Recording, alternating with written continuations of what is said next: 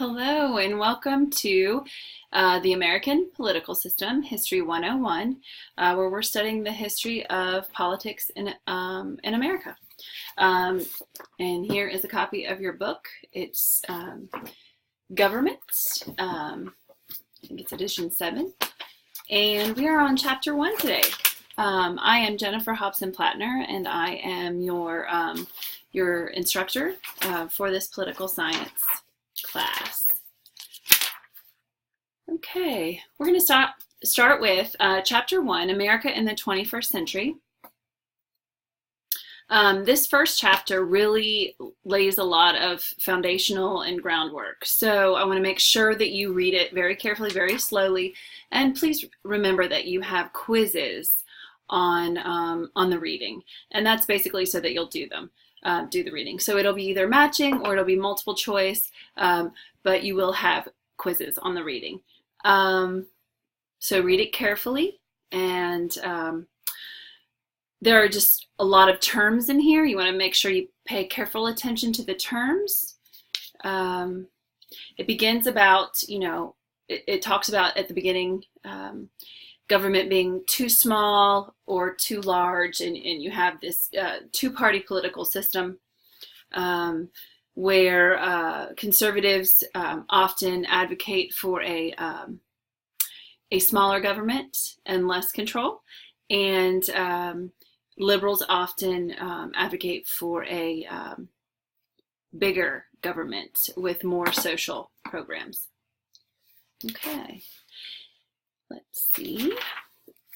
It's important that you read the introduction carefully. I believe it does a great job of setting up the government system. Talks about social conflict, and that actually politics is supposed to be a way to solve social conflict where you're making compromises and that sort of thing. The first thing I really want to talk about is I don't know how much of history you know, but George Washington, our first president, was very much against the two-party system. He refused to pick a party. There were two parties back then. They were not called Democrat and Republican, but there were two parties, and George Washington really, as our first president, really cautioned against picking one of the two parties.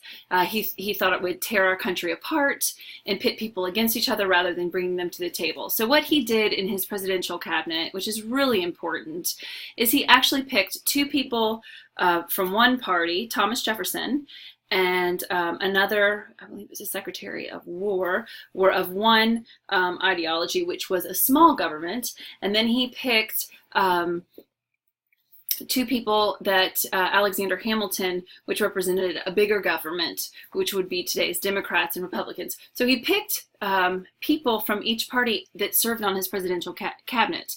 And that's unheard of. And he did that because what he wanted to do is he wanted to hear both sides before he made a decision, because he wasn't all in one camp or the other.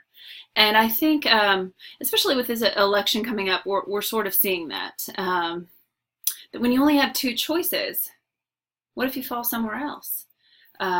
So very interesting to see how the foundation began, and yet if you look through American history, there are conflicts and mudslinging and not coming to the table and working together.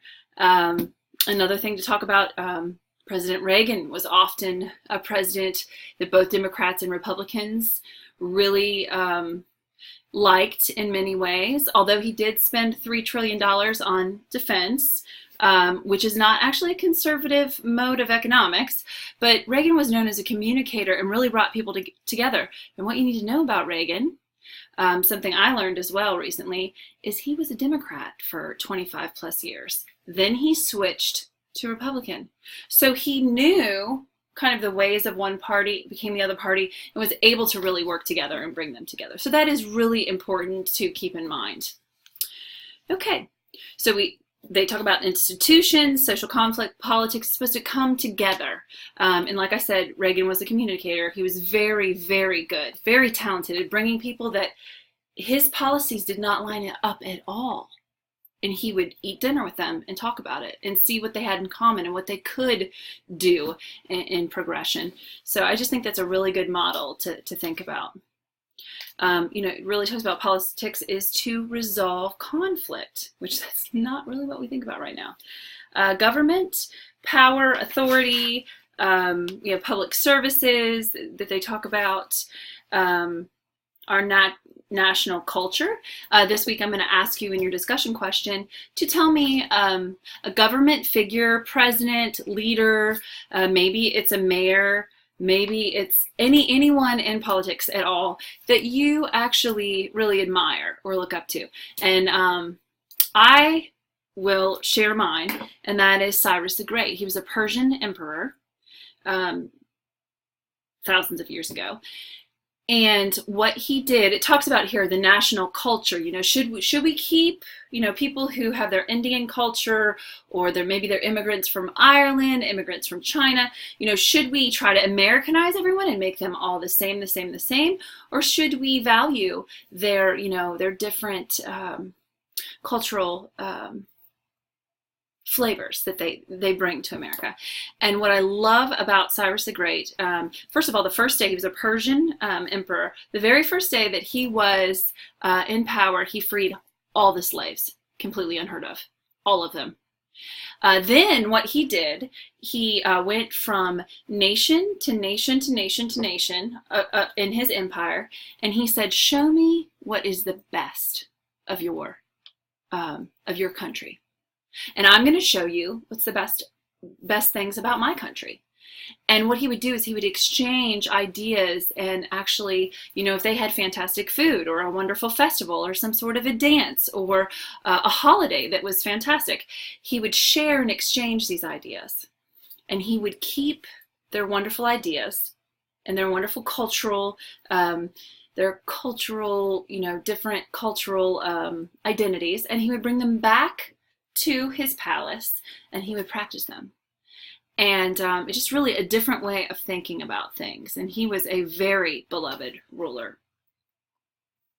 Okay, they do talk about the different types of government systems. You have the monarchy, which would be a king, queen, emperor. Okay, czar, czarina, empress.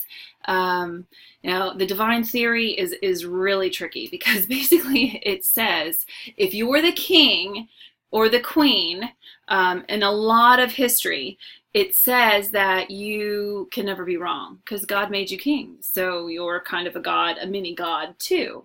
And no one can really question you because you inherited this. So this divine right theory is tricky, and not only tricky, but dangerous. Because basically you had all these people who were very religious, and all you would have to say, well, God put me in charge, he didn't put you in charge, so you can't disagree with me or have a voice. And that is where abusive tyrannies and abusive oppression really starts. So the divine theory, just variations across political history, and even in ancient times, where it held that God gave them the royal birth and unlimited right to govern however they wanted. If they wanted to kill somebody, fine. If they didn't, fine. You have even, in European countries, definitely said, hey, God made me king or queen. I'm in charge. So then you have it kind of morphing into a constitutional monarchy where there's a set of rules first. And of course, that constitution comes from the Magna Carta in 1215 with King John. Who wanted to do whatever he wanted to do. If he wanted to marry your daughter, or if he wanted to take your horse, he could, because he was king. And many people got very upset about this, the nobles, and they made him sign the Magna Carta, where there were rules for him as well. Everyone has a list of rules. You have dictatorships, like Joseph Stalin. I know Joseph Stalin was a communist, but the more you read about Karl Marx, you will find that this is not the kind of communism that Karl Marx wrote about. He really wanted to free people from oppression. But Joseph Stalin was just a dictator with a communist coat on. You have dictators like Adolf Hitler, who is a fascist. You have all kinds of dictatorships that you can look at: totalitarianism, complete in charge. And then you have democracy. meaning the people rule. Now, in ancient Greek times, each person had a vote if you were a man, not if you were a woman, a slave, or a foreigner. You could not vote.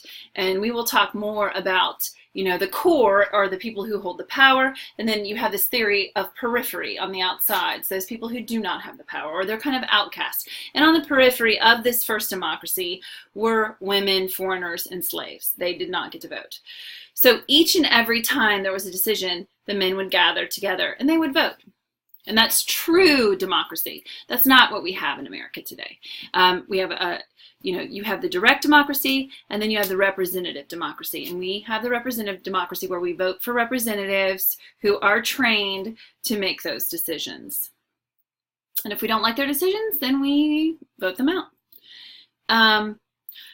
The country is called a republic, and the type of politics is called a representative democracy. So make sure you, when you're reading through there, you read very slowly and carefully. Okay.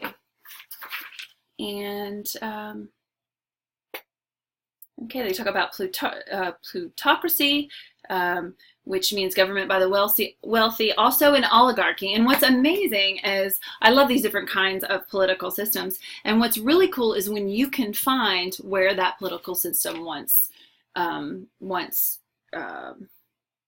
was practiced. And an oligarchy is also the rule by the nobility or the wealthy. And I was in Venice several years ago, and that was an oligarchy. And I was really thrilled, which is also a plutocracy, but I was really thrilled to be able to, look and see how this played out. There was so much money in Venice because it was the center of all the trade came to Venice. So therefore, the very, very wealthy were on the parliaments and kind of put themselves there. And it was kind of by hereditary family, nobility, and money that ruled. But the problem is there are all kinds of other people who are not representative or thought about when it's only the rich ruling. So that's interesting. A theocracy is ruled by God. A theocracy would have been Egypt and pharaohs. They felt they were a god, so they felt that they were a theocracy as well. It begins, they talk about the American democracy, where it begins, English Bill of Rights. And the first Constitution kind of grew from the Magna Carta, a list of rules that we need to live by. Okay. Social contracts and natural rights. Natural rights is really, really important, really just talking about John Locke's idea. He was a philosopher. His ideas of, life, liberty, being able to have the option to have property, which is really new, and the rights of the individual. Okay, principles of American democracy. Equality in voting, individual freedoms, equal protection of the law, majority rule and minority rights, and voluntary consent to be governed. You have to agree. You have to agree that you wish to be governed. Political culture, a set of ideas, values and attitudes about government and the political process held by a community or a nation. Okay. Again, they talk about in depth the liberty, equality.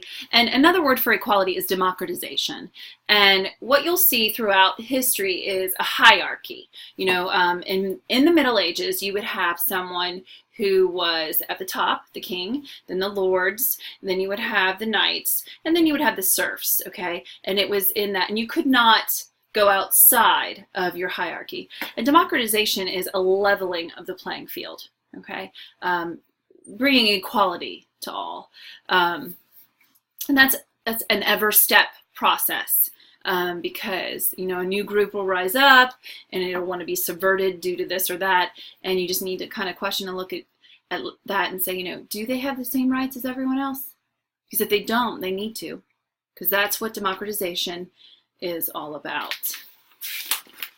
Okay. Talked a little bit about the elections. The figure on page 15 was really amazing about who will be, what races are growing, and how the white population in 2050 will be less